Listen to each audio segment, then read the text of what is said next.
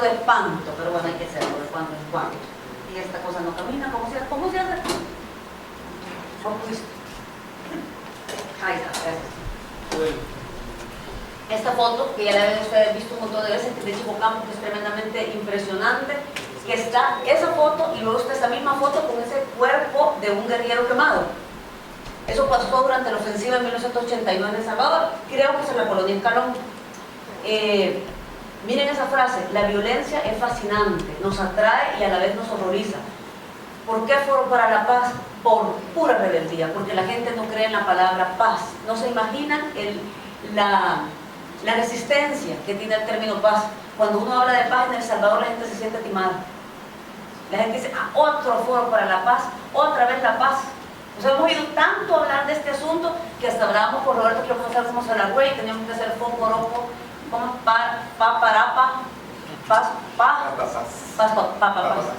porque crearnos un nuevo lenguaje, porque la palabra paz no funciona, pero nos negamos, porque con Roberto lo hablamos mucho, Foro para la armonía, Foro para la concordia.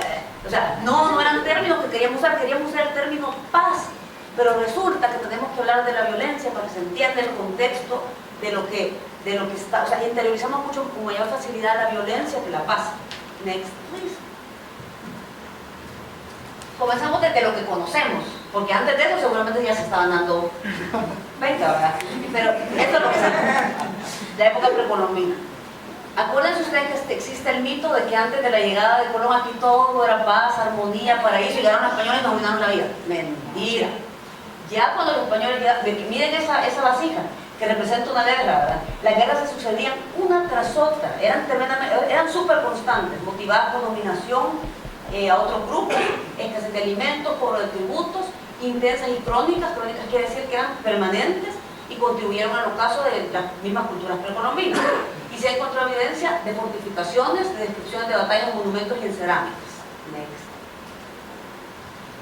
Miren ese cuadro.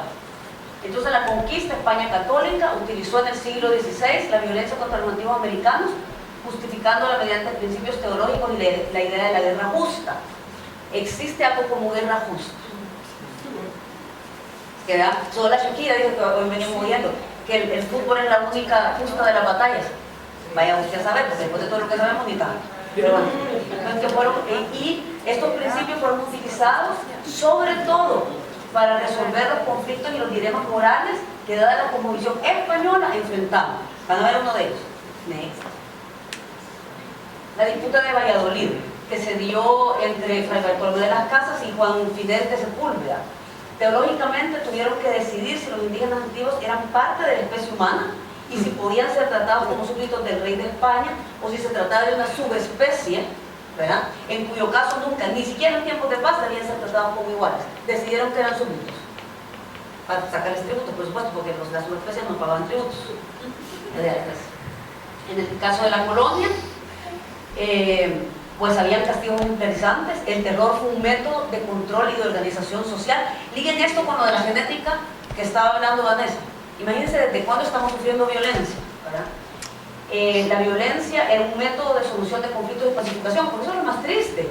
Querer apagar la violencia con violencia es querer apagar un incendio con gasolina. Y esa es la única solución que se nos ocurre. ¿Cómo hacemos para resolver el tema de los mareros? Hay que matarlos. Ay, ¿quién nos va a matar? ¿Usted? Arena, el FMLN, la policía. ¿Quién nos va a matar? Seamos realistas también, vea. O sea, ¿quién se va a enfrentar a ellos? Yo siempre cuento la historia de una amiga que piensa, pero que tiene un cargo muy importante en política, que un día me dijo que había que encerrar a todos los mareros en el estadio Mágico González, además, y darles a todos un machete para que se mataran entre ellos. ¿Y vos de verdad crees que si los encerramos ahí se van a matar entre ellos? Van a ser la Junta Nacional de Mareros y van a salir más organizados. Entonces, eso no funciona así, pero como no dimensionamos el problema, ¿verdad? Desde entonces creemos que la violencia es un método de solución de conflictos, ¿verdad? Y encima de todo, un método de pacificación. O sea, realmente hay que tener la cabeza un poco invertida para creer que a través de la violencia podemos llegar a la paz. Los motines de indios, que eso es una cuestión bien importante. Gracias. Por cierto, ¿quién de ustedes ha oído hablar de Severo Sarduy? ¿Es motines de indios? Severo Martínez, ¿verdad? Ajá. Pues no le quiero contar. Severo Martínez Peláez tiene un libro que se llaman motines de indios, que es el tío abuelo aquí, porque veamos que la genética sí se transmite. Es la evidencia y la patria del criollo. Este es un libro bien importante para entender este tipo de cosas, porque hablamos de los motines de indios. A pesar de que Anastasio Aquino, la rebelión que se dio en los Monualcos ya no fue dentro del marco de la colonia, pero había pasado pasó en 1833, la independencia fue en 1821. Haga la cuenta que fueron 12 años. ¿Qué estaba haciendo usted hace 12 años? Ah, pues ahí fue la independencia. Imagínense lo que usted estaba haciendo hace 12 años. Yo estaba llegando a Guatemala. Entonces fue la independencia. O sea, muy poco tiempo. Entonces Anastasio Aquino se levantó en Zacatecoluca en 1833, pero previo a eso se dio el motín de San Miguel en 1832. ¿Quién sabe por qué se levantó Anastasio Aquino o por qué provocó el levantamiento? Ajá. Porque al hermano bueno, según lo que tengo entendido, a un hermano el gobierno o no sé, quien era de ahí, lo atacó, le hizo alguna... Él tuvo adiestramiento militar y todo también. Sabía cómo trabajar la guardia y fue como se levantó. Blas Aquino, el hermano, pues sí, dicen que en algún momento sufrió un castigo. Y eso podemos entender porque él se levantó, pero podemos entender por qué el otro montón de Monualcos se levantó, porque a Blas Aquino, porque bueno, yo no sé si a un hermano de ustedes le hacen algo, o que toda su colonia lo apoya, ¿va? Esos son los tipos de cosas que la historia va quedando como ocultas. La historia, según la cuenta Ceballos en un libro, que es un libro de chismes, es como que fuera La Ola, de 1870 y algo. Entonces, según él lo que cuenta, es que a los monualcos los reclutaban por ser guerreros y por ser tremendamente violentos. Eran reclutados y eran llevados atados de manos hasta San Miguel. Y en San Miguel, como no les pagaban bien, los dejaban que, ¿cómo se llama?, que saquearan casas o que asaltaran a la gente. ¿Cómo quiénes? ¿Cómo quiénes? Violentos, jóvenes, extorsionaban a la gente. Ya cuando dice ver, ya todo el mundo dice, así dice. Pero, ¿se dan cuenta ustedes? Las maras no es un fenómeno novedoso. Los jóvenes han sido siempre utilizados para formar tropas. Pero ¿quién está detrás de esas tropas? Eso es lo que tenemos que entender. Ya no quiero seguir con este tema porque si no me vamos por otro lado. Pero entonces, hubo un levantamiento. Como estos indígenas monualcos en San Miguel estaban haciendo estragos entre la población migueleña se levantó, los agarró chulones un día en un río y se los pencació. Entonces vinieron ellos, se armaron, regresaron a San Miguel y empezaron una batalla y terminaron quemando la ciudad de San Miguel. Y finalmente, en aquel tiempo estaba, ya estaba San Martín, y San Martín mandó tropas y entonces aplacaron esa revuelta que había en San Miguel. A raíz de eso, de la muerte de la gente de su etnia, es que Anastasio Aquino se levanta. Ahí tiene muchísimo sentido. Estamos hablando de 1833, no es muy diferente de lo que pasa ahora. La gente que ha trabajado de cerca con poblaciones en riesgo, entienden que hay un factor ahí que a alguien le está beneficiando la violencia, porque la violencia le beneficia a alguien. La violencia no es gratuita. Sin violencia no habría RESOR, no habría policía privada o guardias privados, no habría muros, no habría blindaje, o sea, un montón de cosas no habría. Es un negociazo la violencia. Alex, esa es como lo más evidente, ¿no? Sí. Ay, Morales, yo lo amo muchísimo, él no lo sabe, pero el nacimiento de las naciones centroamericanas fue tremendamente violento. Imagínense ustedes una región gobernada por un rey que tenía todo súper en orden, porque este asunto de que en la colonia las cosas eran terribles es mentira. En la colonia las cosas funcionaban muy bien. Esta gente tenía un orden establecido, que claro, lo tenían en España, pero lo trajeron también para América. ¿Y qué creen ustedes qué pasó cuando de repente, se lo voy a poner más sencillo, ustedes están en una empresa y de repente despiden al gerente y no hay nadie que asuma la gerencia? ¿Qué creen que va a pasar en esa empresa? Relajo ahí, y empiezan a llegar tarde las secretarias y el otro empieza a robar, y eso pasó aquí en Centroamérica igualito. Entonces se perdió, o sea, el orden que había, y no había gente preparada para gobernar. Los criollos se fueron, perdón, los españoles se fueron. Los que quedaron, los criollos, no tenían capacidad de gobierno. Y lo que nunca nos cuentan es que hubo guerras intestinas desde 1821 hasta 1800, más o menos 1800, casi finales del siglo XIX, porque a Rafael Carrera se le ocurrió, Rafael Carrera aquí que está, se le ocurrió mandar a volar al resto de Centroamérica y constituir la nación guatemalteca. Entonces ya todo quedó aplacado. Pero a todo esto había habido reclutamiento de, obviamente, población de bajos recursos, guerra entre caudillos, lucha entre liberales y conservadores, asesinatos políticos, búsqueda de un caudillo capaz de unificar Centroamérica. ¿Entienden ustedes la figura del caudillo? ¿Les hace lógica? ¿Por qué la gente pide un hombre fuerte o un hombre mesiánico? Porque lo que nosotros andamos buscando son gente que nos resuelva hasta el último problema. La gente no está esperando que el gobernante llegue y resuelve el problema, por ejemplo, de la corrupción. Está esperando que le resuelva hasta que su esposo le está quemando la canilla y que le arregle el pelo, que es de lo quemaron. Porque lo vimos en Guatemala, cuando fueron las manifestaciones, que todo el mundo comenzó a manifestarse por el tema de la corrupción. Y de repente, no sé si supiste, también, y yo también tengo derecho a ser lesbiana, y yo también tengo derecho a ser gay, y yo también tengo derecho, y mi marido también es infiel. Pero era una cosa, o sea, la gente está esperando a alguien que le resuelva todo. ¿Cómo quién? Alguien que lo diga. ¿Cómo quién? En este momento, ¿quién es un personaje que se está perfilando para resolver todos los problemas del Salvador? Y también durante el gobierno pasado. No le pueden responder, ustedes vean. Porque después lo acusan a uno de unas cosas que la... Bueno, dale. Bueno. Y efectivamente, lo que el pueblo pide se lo conceden. Esa es una de las cosas que tenemos que entender. Pida violencia, le darán violencia. Pero el problema es, miren, analicémoslo. El tipo que dice que la policía le pegó un palazo, puede ser que le pegue a la esposa. Y la esposa al niño, y el niño al chucho, y el chucho al gato. O sea, es que lo que sucede es que no llegamos nunca. Aquí no nos va a servir de nada encontrar, no, es que saben que los de aquí para allá son violentos. No es cierto, lo que tenemos que hacer es decir, bueno, ¿en qué aspecto soy yo violenta? Estábamos hablando con mi hermana que es profe de yoga y practica la meditación, estaba estudiándolo mucho, es en la educación de la responsabilidad de cada uno en su felicidad. Porque es difícil enseñar a los niños, por ejemplo, su responsabilidad en sí mismo y su responsabilidad hacia los demás. Porque cuando uno puede entender que por su felicidad puede compartir la felicidad, en vez de sentirse mal y luego tener un celos o querer ser mejor en vez de ayudar a los demás, yo creo que eso empieza ya de pequeño, en la casa, con los padres, que no sé si un niño se siente mal y que el otro está mejor y quiere diferenciarse o lo que sea, pero la educación sí puede cambiar eso. Sí, claro, sí, definitivamente. Roberto, quería solamente de que ahorita estamos hablando de violencia, toda esa historia de violencia y de tristeza y muerte, etc.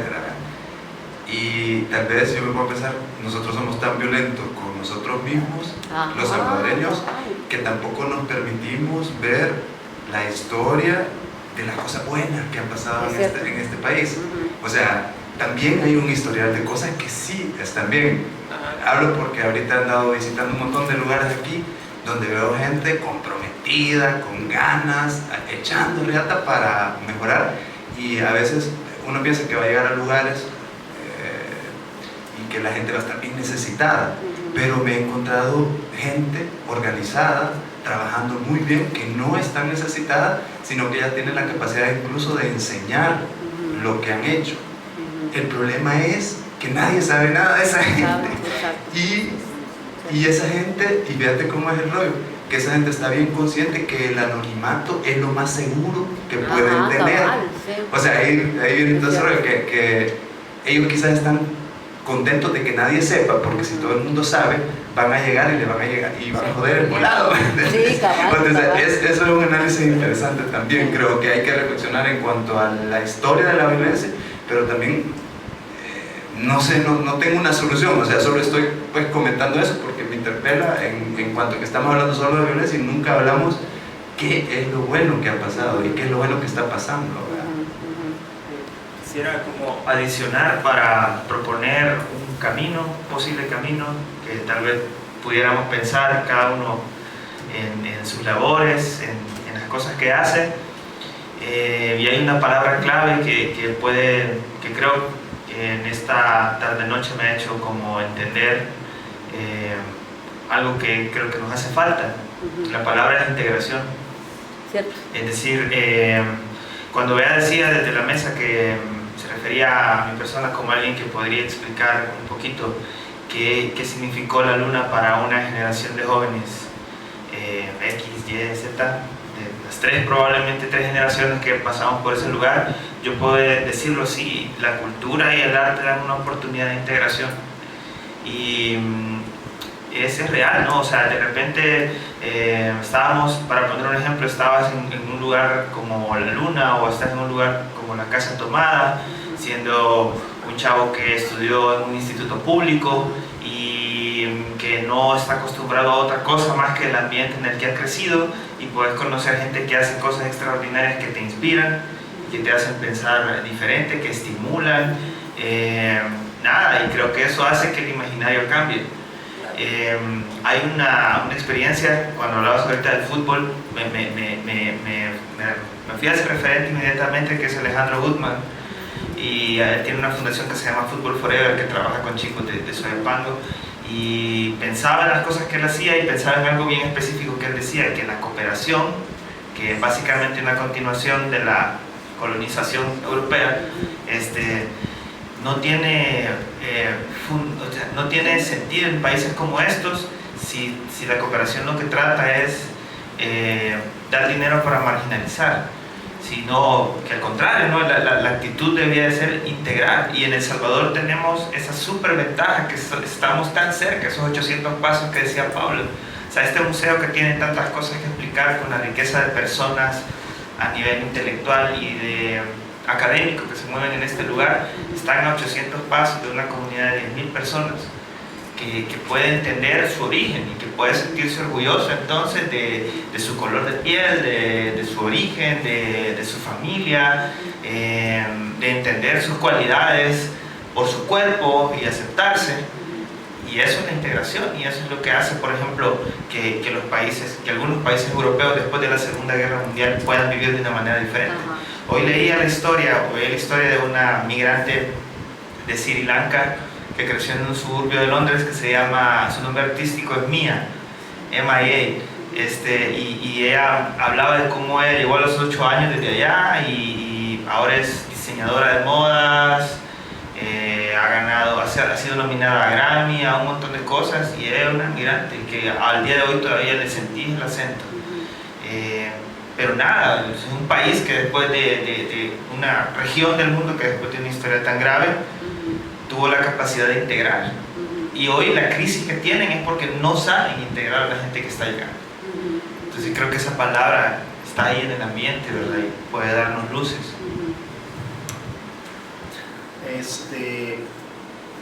Precisamente porque el foro tiene esa visión de que el arte como un elemento, pues, que puede combatir de una u otra manera la violencia. Efectivamente, yo siento que los salvadoreños pues tenemos mucho de esta violencia pues intrínseca, ¿verdad? No la podemos culpar solo a la guardia, a la policía, a las maras ahora y todo. El tránsito, quienes manejamos y todo, pues yo tengo 30 años de manejar y la cosa no ha cambiado, ha empeorado, ¿verdad? Es decir, uno de los primeros termómetros para ver la conducta violenta, la conducta intolerante, la conducta agresiva y todo es justamente ahí.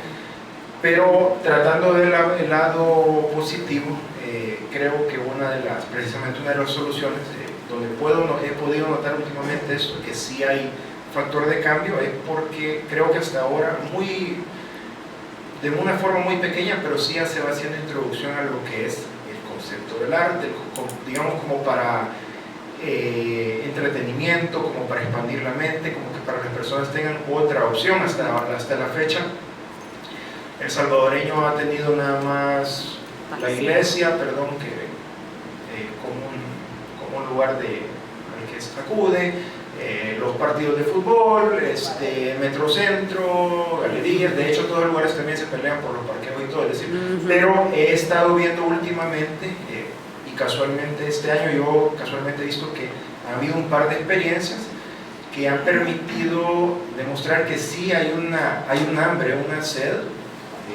de cosas culturales y que se pueden aplicar a cualquier persona.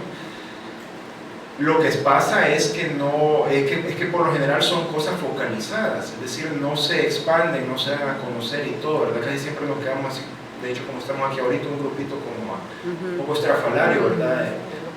Pero ¿a qué experiencias me refiero? Bueno, justamente este año me di cuenta, y si menciono un par de cosas aquí, una de un político y una del Estado, no es que esté tomándolo de propaganda, pero justamente una de las primeras, andando en el centro me di cuenta de una exposición de pinturas que hizo el alcalde de San Salvador, pinturas de España, ¿verdad? Del Museo del Prado, y todas las personas que andaban ahí, independientemente de su grado cultural, de su posición social o lo que sea, andaban enfocadas en los cuadros, ¿verdad? Es decir, no es que pasó a las personas solo por unos cuadros ahí, sino que había una reacción distinta, pues, ¿verdad? A lo que yo estoy acostumbrado a ver.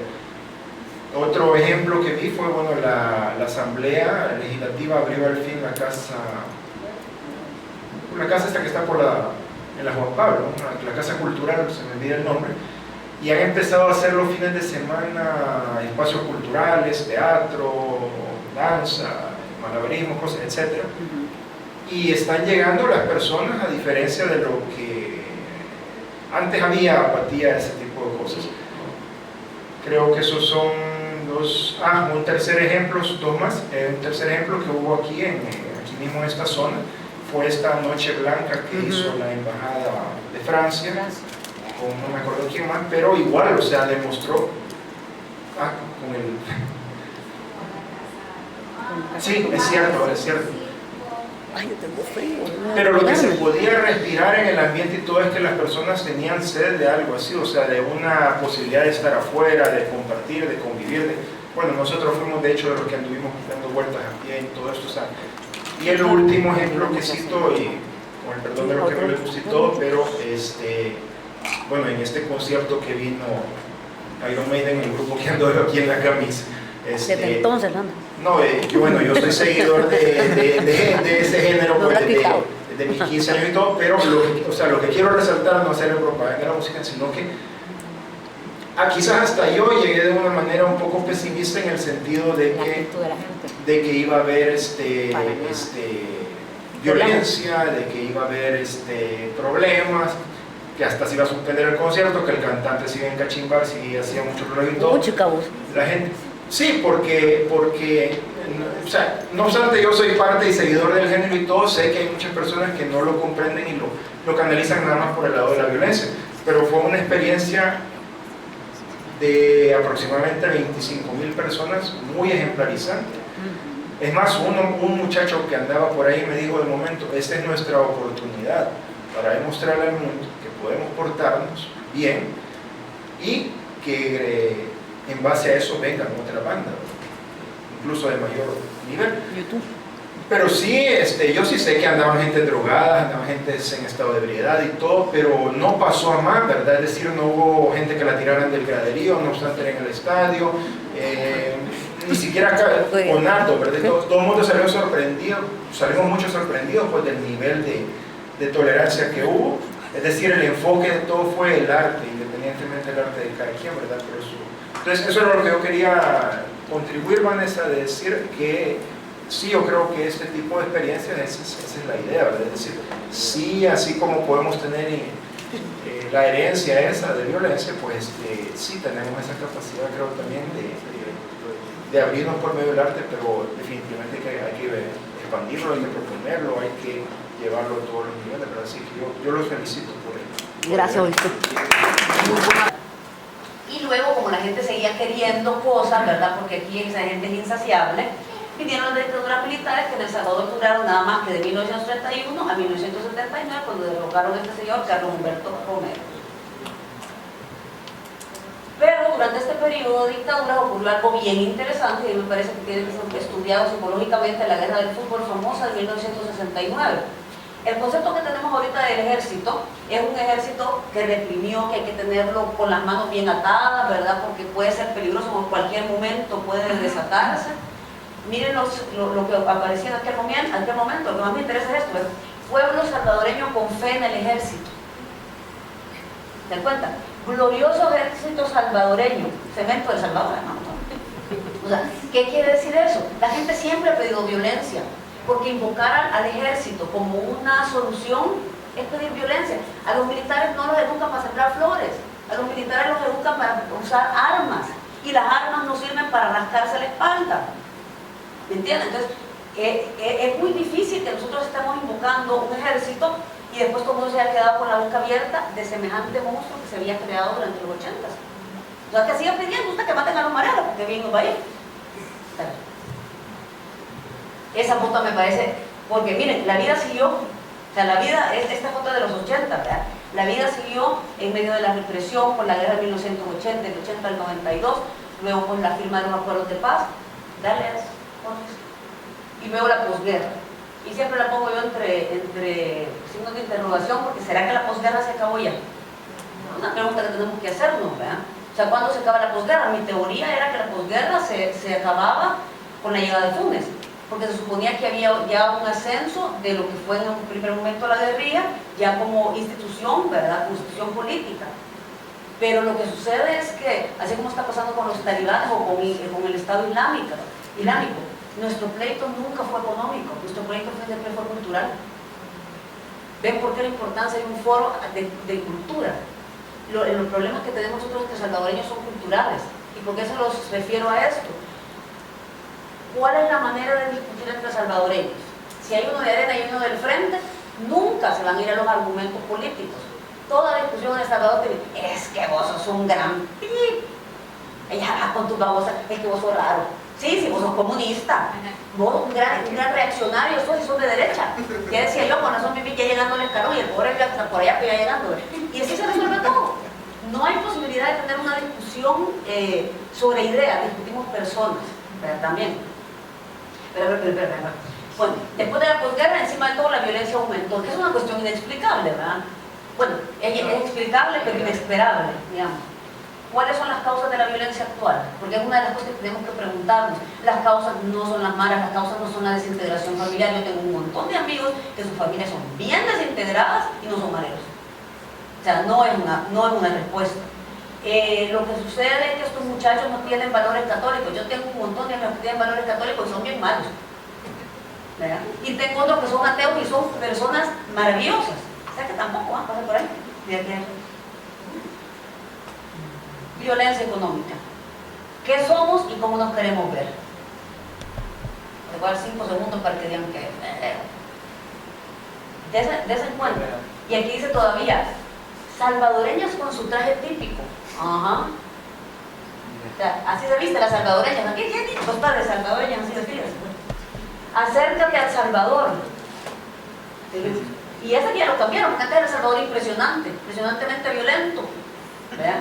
Pero este es nuestro Salvador verdadero, y la violencia económica nunca se habla. ¿Cuáles son las verdaderas causas? Eso se les puede explicar históricamente, pero tenemos que voltear a ver que la violencia económica también es violencia, y quizás sea la peor porque no te mata, te hace vivir una vida tremendamente miserable. Si tenemos jóvenes a los que les hacemos creer que para ser felices tienen que tener el último iPhone, tienen que tener zapatos Nike, y yo no lo puedo comprar, ¿qué hago? Y vivo en Soyapango. Pues sí. Entonces todavía nos extraña. Hoy por hoy lo que tenemos es violencia de mercado. Una violencia de mercado tremenda, porque es violento que en un periódico nos anuncia que el último Volvo a solo $60,000. Ajá. ¿Quién lo puede pagar? Alguien lo debe poder pagar, si no lo sacaran, ¿verdad? Pero ninguno, no sé, tal vez hay alguno por aquí, y si puede, pues me avisa porque queremos estar en Bueno, ahora la pregunta con la que partimos: ¿desde cuándo somos violentos? Contéstense ustedes mismos. Y ya. ¿Preguntas? Primero me aplauden.